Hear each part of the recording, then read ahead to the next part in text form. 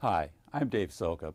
When I was sitting as a Superior Court judge in Seattle 30 years ago, I tried all kinds of cases, civil cases, criminal cases, and cases at juvenile court.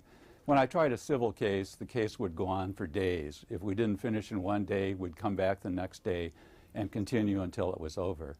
At the end of the case, I'd make a decision, often awarding thousands or tens of thousands of dollars to one party from another party. And that would be the case. I would go home. I wouldn't wake up at 4 o'clock the next morning thinking about that case. I'd just go on to the next case. And then I was assigned to sit at juvenile court. I walked in the first morning and I was told by the staff, "Judge Soukup, this is a light calendar today. You only have 8 hearings on this morning's calendar." The first case involved a little 3-year-old girl named Sarah.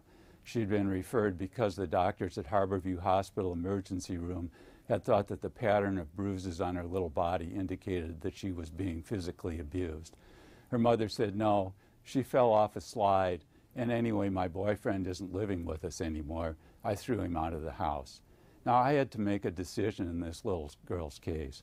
Was I going to take her out of the only home, away from the only parent she'd known for the 3 years of her life, and what kind of emotional trauma would that cause for her?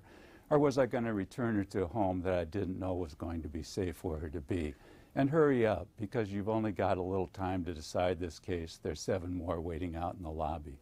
And I looked around the courtroom, and there was no one there whose only job was to investigate Sarah's case and come into court and speak for her to tell us what was the best decision for Sarah that would affect the rest of her life. When I left juvenile court at the end of the day, I knew I was going to wake up at 4 o'clock the next morning thinking about Sarah and 2 or 3 other kids on that calendar, and I did. So I got the idea of recruiting and training community volunteers to appear in court, investigate cases, and recommend what was best for these kids. I thought if we were lucky, we could get a volunteer for Sarah and maybe 30 or 40 or 50 other kids.